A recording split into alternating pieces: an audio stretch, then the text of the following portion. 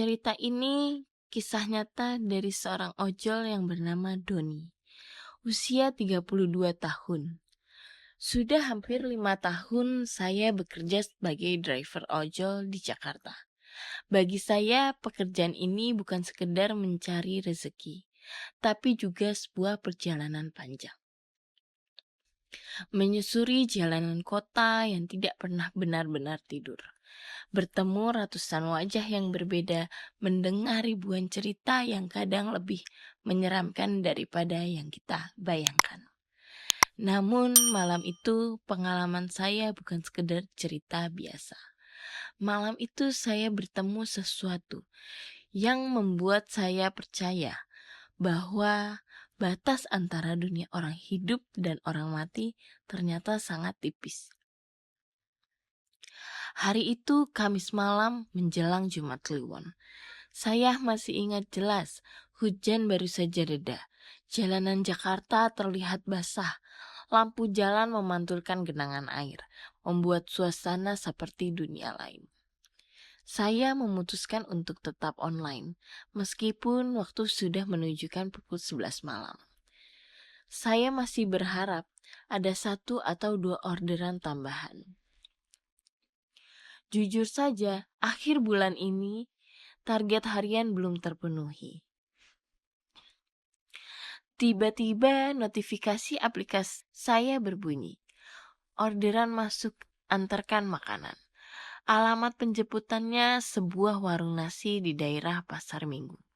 Alamat tujuannya sebuah gang kecil di Kampung Melayu. Awalnya biasa saja, saya pikir hanya orderan telat dari orang yang lembur. Tapi ada sesuatu yang janggal. Di layar, nama customer hanya tertulis 1 huruf, S.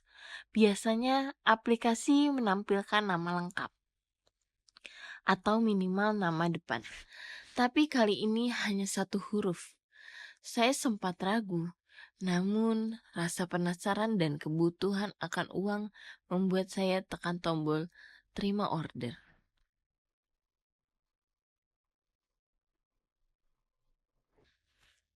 Saya melaju menuju warung nasi yang dimaksud. Saat sampai, warung itu sudah setengah tutup. Lampu redup. Hanya ada seorang ibu tua yang membereskan meja. Saya bertanya, "Bu, ada pesanan ojol atas nama S?" Ibu itu menoleh sebentar.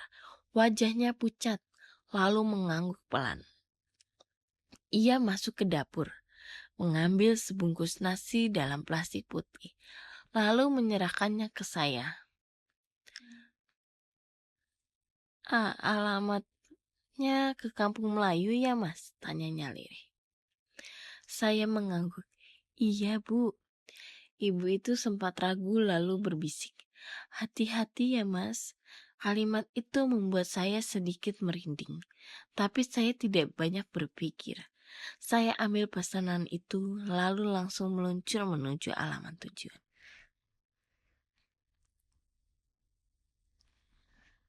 Perjalanannya dari Pasar Minggu ke Kampung Melayu memakan waktu sekitar 20 menit. Jalanan mulai sepi. Hanya sesekali ada angkot kosong melintas. Saya akhirnya sampai di alamat tujuan. Sebuah gang kecil gelap hanya muat untuk 1 motor. Tidak ada lampu jalan, hanya cahaya bulan yang sesekali tertutup awan.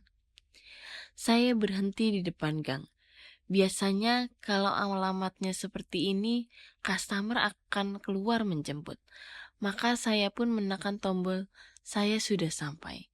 Tidak ada respon. Saya tunggu beberapa menit tetap sepi. Akhirnya saya coba telepon. Nomor yang tertera hanya angka acak, tanpa nama. Saat saya tekan tombol panggil, terdengar nada sambung, lalu terangkat. Halo, pesanan sudah sampai depan gang ya, kata saya. Suara di ujung sana pelan, serak, hampir seperti bisikan. Masuk saja sampai ujung gang. Saya menelan ludah, ada perasaan tidak enak. Tapi sekali lagi saya berpikir mungkin ini hanya perasaan saya saja. Toh saya sering mengantar ke gang sempit. Maka saya pun menyalakan motor perlahan masuk ke gang itu. Gang itu semakin sempit dan gelap. Di kanan kirinya hanya rumah-rumah tua berdinding tembok kusam. Sebagian catnya sudah terkelupas. Bau tanah basah tercampur dengan aroma yang aneh, seperti bunga melati yang terlalu menyengat. Di ujung gang ada sebuah rumah tua dengan pagar besi berkarat. Lampunya redup kekuningan, nyaris padam. Di depan rumah itu berdiri seorang perempuan. Ia mengenakan kebaya putih yang lusuh. Rambut panjang tergerai menutupi sebagian wajah. Dari jauh saya kira itu hanya ibu-ibu biasa. Tapi semakin dekat bulu kuduk saya berdiri. Ada yang tidak wajar. Perempuan itu tidak bergerak sama sekali, hanya berdiri tegak sambil menunduk. Saya berhenti beberapa meter di depannya. "Permisi mbak, ini pesanan makanannya." Tidak ada jawaban. Saya ulangi lagi, suara saya agak gemeter. "Mbak, ini pesanan ojol atas nama S." Perempuan itu perlahan mengangkat wajahnya. Saya membuku. Wajahnya pucat, matanya kosong tanpa bola mata. Senyumnya sangat lebar, terlalu lebar untuk manusia biasa. Saya mundur, tangan saya gemeter hebat. Plastik berisi makanan hampir terjatuh. Perempuan itu tiba-tiba melangkah maju, pelan tapi pasti. Suara kakinya tidak terdengar sama sekali, seolah ia melayang. "Mas, masuklah, sudah ditunggu." Suaranya lirih, tapi menggema di telinga saya. Tanpa pikir panjang, saya langsung menyalakan motor dan memutar balik sebisa mungkin di gang sempit itu. Roda motor selip di tanah basah, tapi saya paksa gas penuh. Di spion, saya sempat melihat sosok itu masih berdiri di depan rumah. Tapi anehnya, kini ada lebih dari satu. Ada beberapa bayangan lain di teras rumah. Semuanya menatap ke arah saya. Saya hampir menjerit. Akhirnya saya berhasil keluar dari gang itu. Nafas saya terengah-engah, jantung seperti mau meledak. Saya parkir sebentar di jalan besar untuk menenangkan diri. Tanganku gemetar saat memegang ponsel. Ketika saya cek aplikasi, orderan itu tiba-tiba hilang. Bukan selesai, bukan dibatalkan, tapi benar-benar hilang dari riwayat order. Seolah-olah tidak pernah ada. Saya tidak tahu harus bagaimana. Dengan tangan gemetar, saya buka plastik pesanan. Dan di dalamnya bukan nasi bungkus, melainkan kain kafan berlumuran tanah. Saya tidak bisa lagi menahan diri. Dengan panik saya lempar bungkusan itu, lalu tancap gas sekencang-kencangnya menjauhi tempat itu. Malam itu saya tidak pulang ke rumah. Saya memilih tidur di dekat masjid jalan raya. Tubuh masih gemetar, pikiran kacau.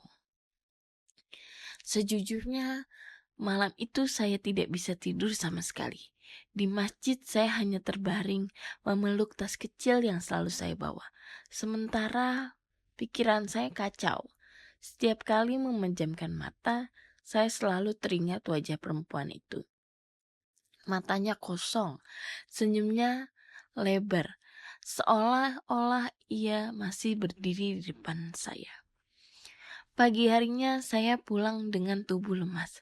Istri saya sempat bertanya, "Bang, kenapa mukanya kok pucat banget? Kayak nggak tidur semalaman." Saya hanya menjawab singkat, "Orderan agak jauh, capek." Saya tidak berani menceritakan kejadian sebenarnya. Takut dibilang mengada-ngada. Namun sejak hari itu ada yang berubah dalam hidup saya.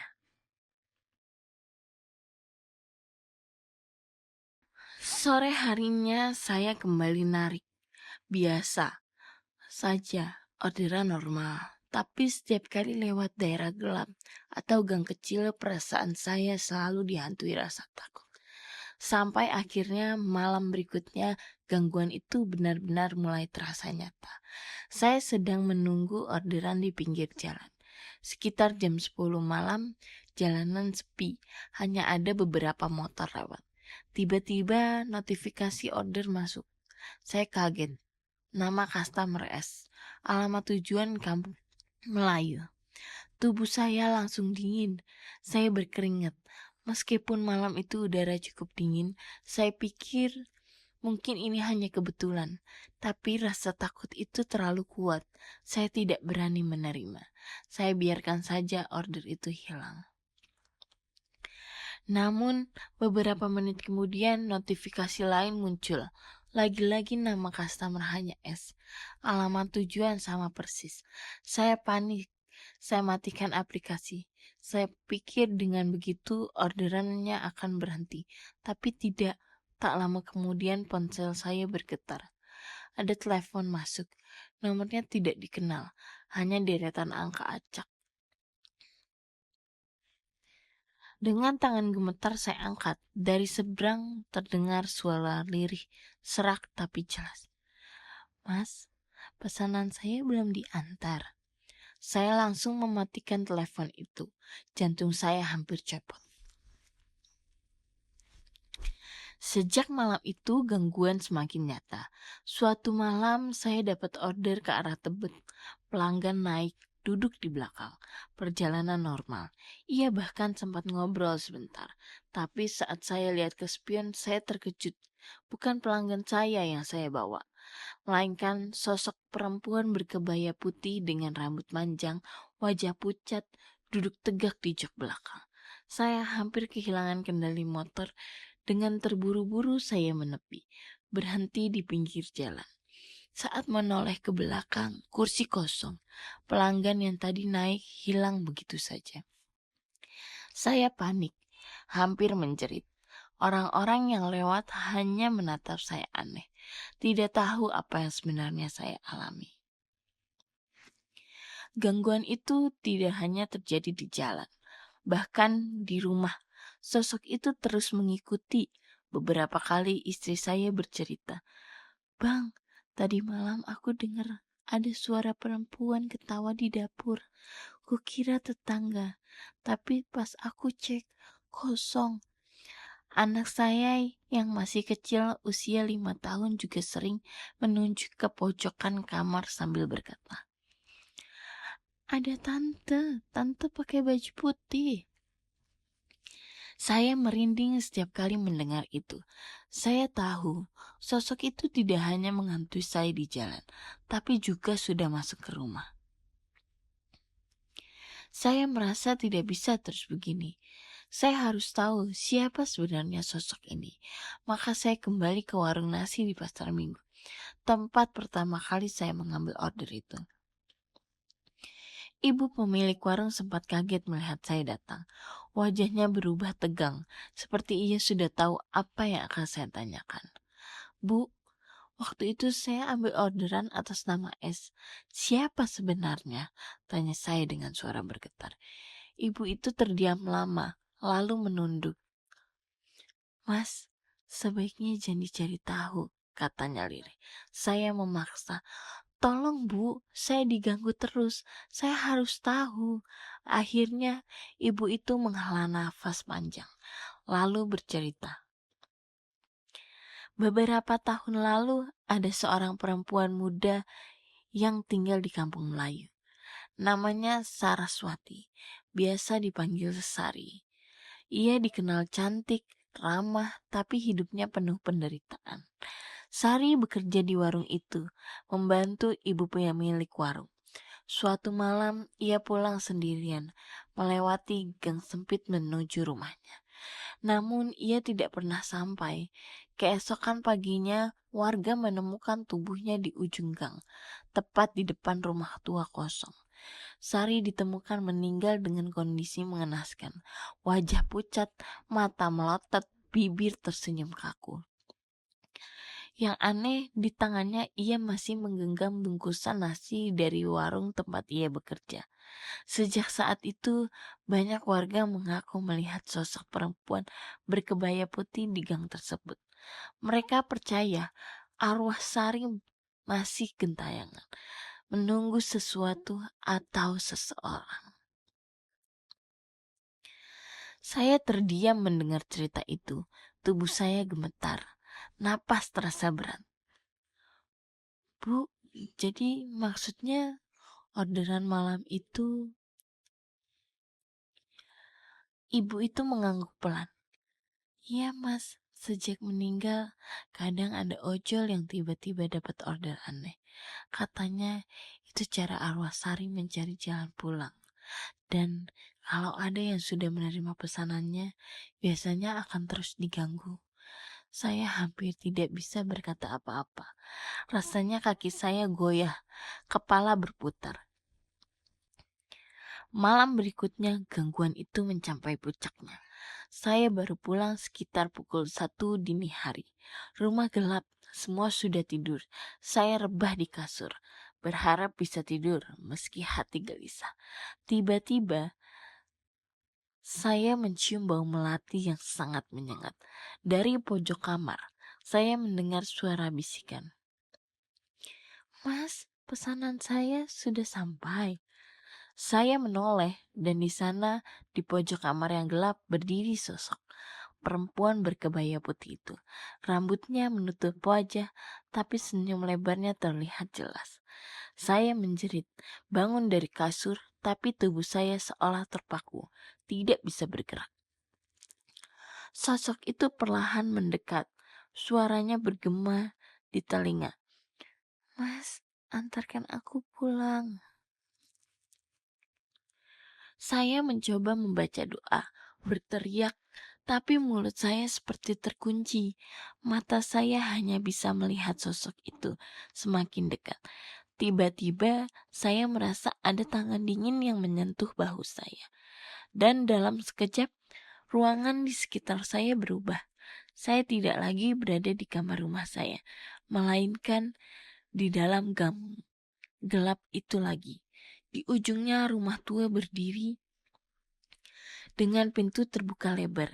Dan di depan rumah itu sosok Sari berdiri, menatap saya dengan senyum mengerikan. Saya berdiri di gang itu.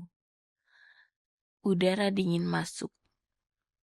Bau tanah basah tercampur aroma melati yang sangat menyengat. Di depan saya rumah tua itu terbuka. Pintu kayu berderit perlahan, seakan mengundang saya masuk. Dan di depannya sosok Sari berdiri, kebaya putihnya lusuh. Wajah pucatnya semakin jelas diterangi cahaya bulan. Senyumnya tidak berubah, terlalu lebar, terlalu aneh untuk manusia. Tapi di balik senyum itu saya bisa merasakan kesedihan yang dalam.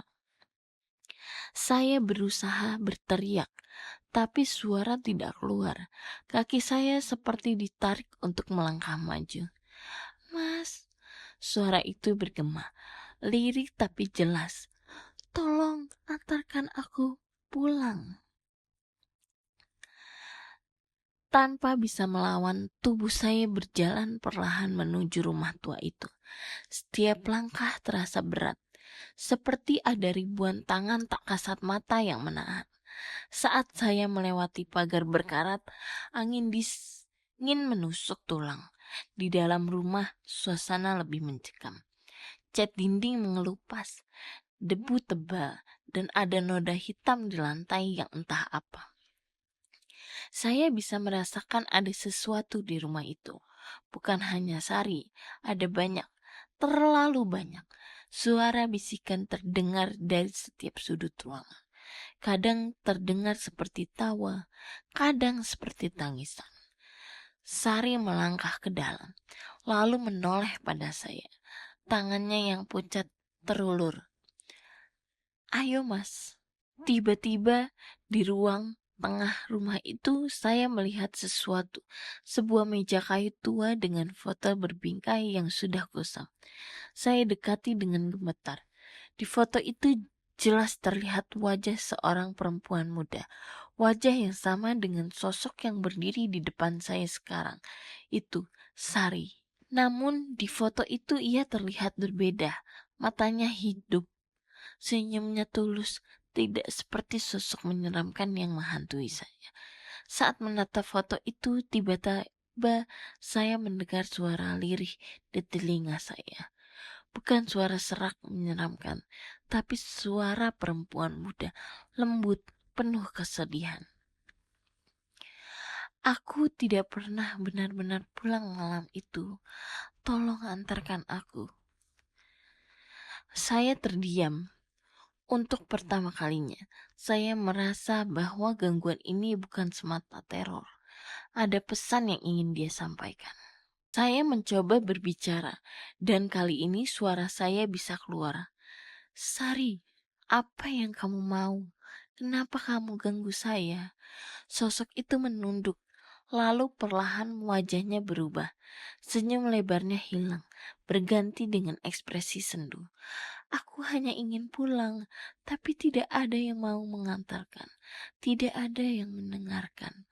Saya teringat cerita ibu pemilik warung. Sari ditemukan meninggal di depan rumah ini, dengan nasi bungkus masih tergenggam di tangannya. Seolah ia masih berusaha pulang, tapi tidak pernah sampai. Mungkin itu sebabnya ia terus memesan ojol. Mungkin itu sebabnya saya yang terpilih. Namun, sebelum saya bisa melakukan apapun, suasana di rumah itu mendadak berubah. Angin berhembus kencang, pintu menutup keras, dan suara-suara aneh semakin keras. Dari balik dinding, bayangan hitam bermunculan, puluhan, bahkan ratusan. Wajah mereka kabur. Tubuh mereka hanya berupa siluet. Mereka bergerak mendekat seakan ingin menyeret saya. Saya panik. Sari menoleh pada saya. Wajahnya kembali berubah menyeramkan. Matanya kosong, senyumnya lebar. Mas, jangan pergi. Temani aku di sini. Saya berteriak sekuat tenaga, memohon, membaca doa yang saya ingat. Tubuh saya bergetar hebat, seperti ditarik kedua arah berbeda oleh kegelapan di rumah itu dan oleh sesuatu di luar yang memanggil saya.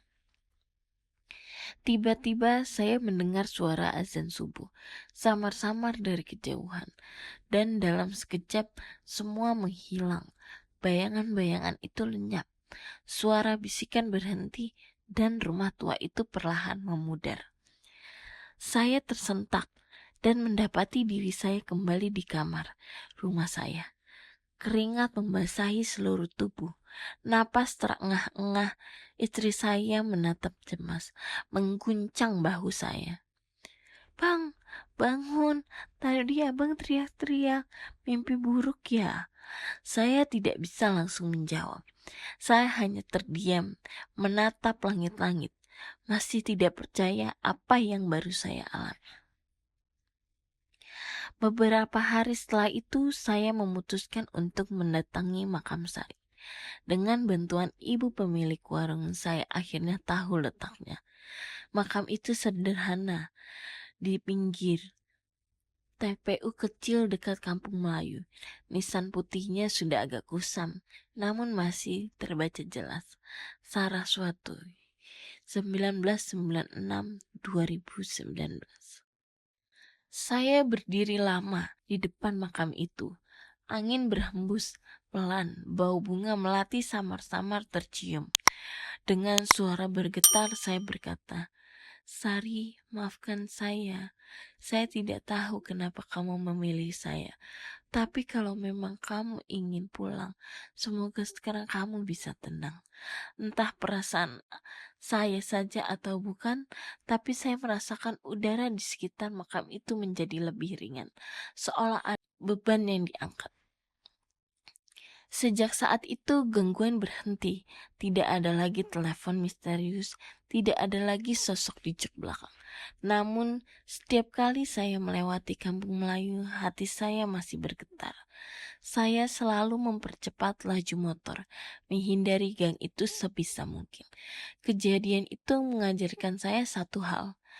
Kadang di balik gangguan yang menyeramkan, ada jiwa yang sebenarnya hanya ingin didengarkan. Sari bukan hanya hantu yang menakutkan. Ia adalah seseorang yang terjebak antara dunia hidup dan mati, menunggu seseorang yang mau mengantarkannya pulang. Dan entah kenapa, sayang yang terpilih saat itu. Sekarang, setiap kali saya mendengar orderan dengan nama aneh atau alamat yang samar, saya selalu berhati-hati. Saya tidak pernah lagi mengambil order di malam Jumat, apalagi yang mengarah ke gang sempit tanpa penerangan. Namun dalam hati kecil saya ada bagian yang masih merasa bersalah. Karena di malam itu mungkin Sari hanya ingin satu hal sederhana, ditemani pulang. Dan saya dengan ketakutan saya sempat meninggalkannya begitu saja.